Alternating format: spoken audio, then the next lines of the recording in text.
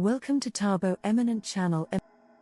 Imagine the soft hum of a quiet morning, the scent of freshly ground beans filling the air. For many, the day doesn't truly begin until that first sip of coffee touches their lips.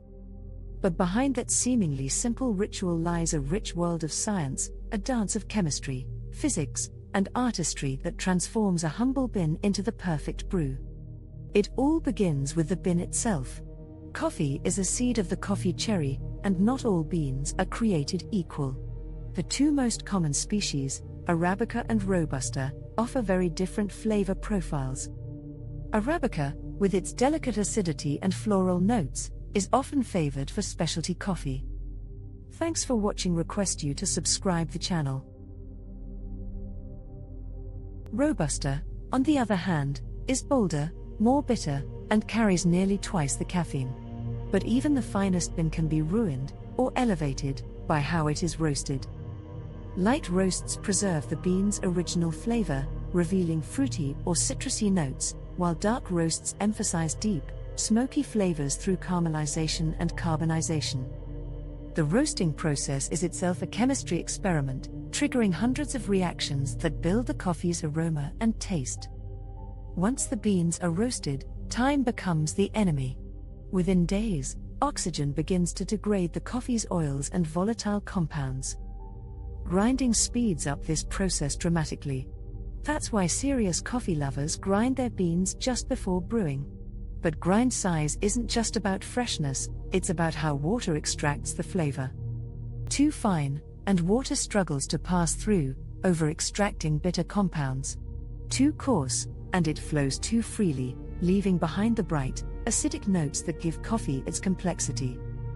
Water, though often overlooked, plays a starring role. Coffee is 98% water, and the quality of that water matters. Tap water with too many minerals, hard water, can muddle flavors, while water that's too soft can make coffee taste flat. The ideal water has balanced mineral content, enhancing extraction without overpowering the bean's unique character. Temperature is just as critical.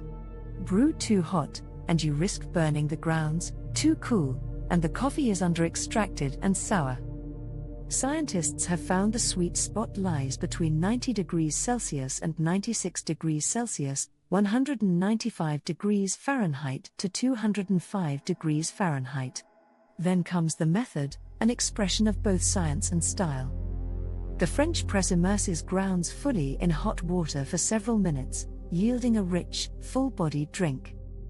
Espresso uses high pressure and a fine grind to extract intense flavor in under 30 seconds.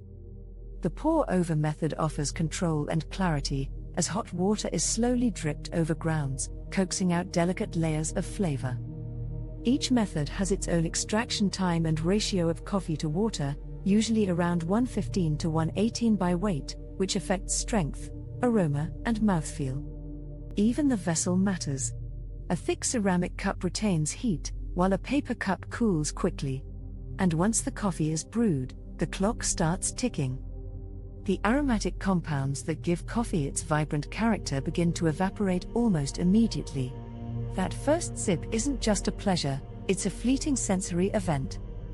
So the next time you savor your morning coffee, consider the science that brought it to life.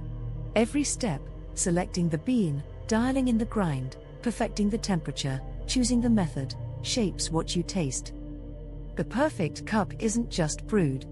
It's built, patiently and precisely, from a blend of nature, knowledge, and care.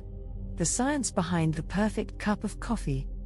Every morning, as the sun peeks through the kitchen window, a quiet ritual begins. The kettle is filled, the beans are measured, and the familiar sound of the grinder breaks the silence. For many, this is a moment of peace. But behind the calming routine of making coffee is a complex world of science, one that turns a simple drink into an experience. It all starts with the beans. These aren't just any seeds, they're the result of a long journey, from tropical farms where altitude, soil, and climate shape their character. Arabica beans, for instance, grow best at high elevations and are known for their smooth, nuanced flavors.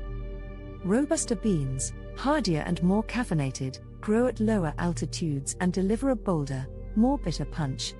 The choice between the two is more than preference, it's about chemistry. Arabica contains less chlorogenic acid, which contributes to bitterness, and more aromatic oils that bloom during roasting. Roasting is where the magic begins. As the green beans are exposed to heat, they undergo the Maillard reaction, a complex chemical process where amino acids and sugars react to create hundreds of new compounds. These compounds form the rich, toasty aromas we associate with coffee. A light roast preserves more of the bean's original character, often tasting fruity or floral, while a dark roast builds layers of chocolatey, smoky notes. Roasting too much can burn away the subtle flavors, too little, and the coffee might taste grassy or sour. This balance, achieved by skilled roasters, is a science of its own. Freshness, too, is crucial. Once roasted, coffee begins to deteriorate as oxygen breaks down the flavorful oils. Grinding the beans accelerates this process, releasing aromas that vanish quickly if left unused.